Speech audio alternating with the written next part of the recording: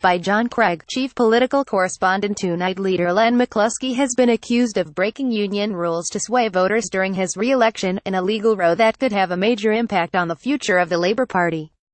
The General Secretary of Unite, the union, the largest trade union in the UK and Ireland, is facing a legal challenge from Gerard Coyne, whom Mr McCluskey defeated in the leadership election last April.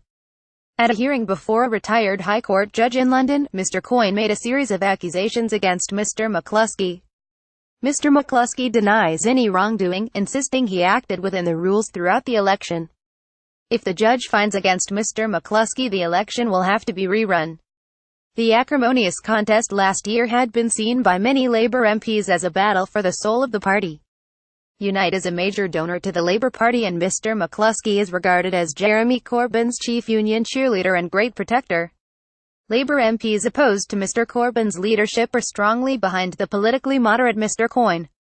If Mr McCluskey, known as Red Len, is defeated, the Labour leader's detractors hope that it will weaken Mr Corbyn's grip on the party. Image: Gerard Coyne was defeated by Len McCluskey for the post of General Secretary of Unite. Mr McCluskey and his union tightened their grip on Labour last week when Jenny Formby, a Unite official who is mother of his child, was elected as the party's General Secretary by its ruling National Executive. Mr Coyne made his allegations at a hearing before Geoffrey Burke QC, acting on behalf of the certification officer, the government watchdog responsible for policing the conduct of trade unions. Mr Coyne's allegations include, Mr McCluskey acted improperly by continuing to act as General Secretary after stepping down in order to force an early election and calling a contest when there was no vacancy. He used members' money to resource and staff his campaign, fund his election and meet the cost of traveling around the country, gaining an unfair advantage. After the hearing, Mr Coyne said, "I decided to take legal action on behalf of Unite members who deserve a free and fair election. They didn't get one last year. This is not about me. It is about ensuring the voices of Unite members are heard." Mr McCluskey resigned to force an election when no election was necessary. He styled himself during the campaign as General Secretary of Unite, when he was a candidate in an election he had called for his own benefit. He used the machinery of Unite to gain an unfair advantage. Mr McCluskey has serious questions to answer. Did he know that he was breaking his union's rules? If he did not know, that was gross incompetence.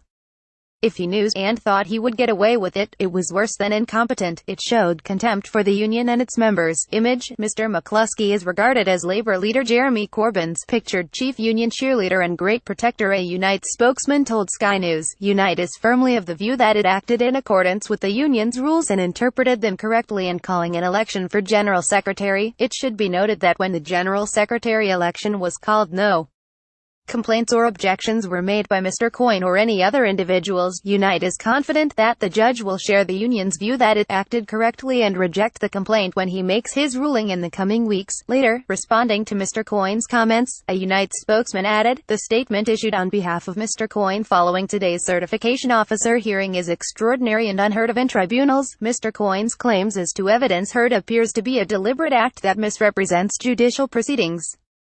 The claims as to evidence the certification officer heard today are entirely false. The claimed evidence was not submitted today in written statements, oral evidence nor counsel submissions. This is a very serious matter for anyone concerned to see that justice is done.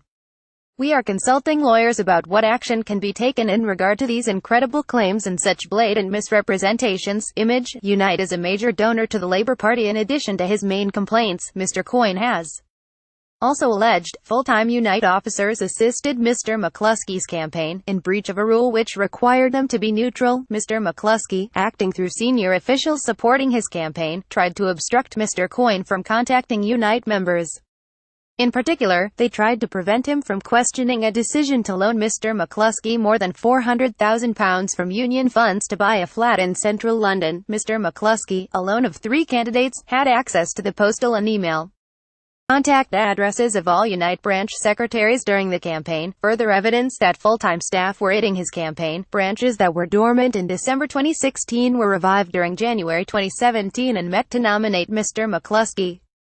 In each case, a full-time officer acted as branch secretary. At least 24 branches of Unite that had nominated Gerard Coyne were sent emails telling them, wrongly, that their branches had nominated Len McCluskey in the election for general secretary last year. Mr. McCluskey received 59,067 votes, 45.4%, to 53,544, 41.5%, for Gerard Coyne, and 17,143, 13.1%, for a third candidate, Ian Allinson, on a turnout of just over 12%. Mr. Coyne was suspended from his post as West Midlands Regional Secretary of Unite when the ballot closed on the 21st of April and was later dismissed, but he is still a Unite member and has since been elected chairman of a branch in the West Midlands.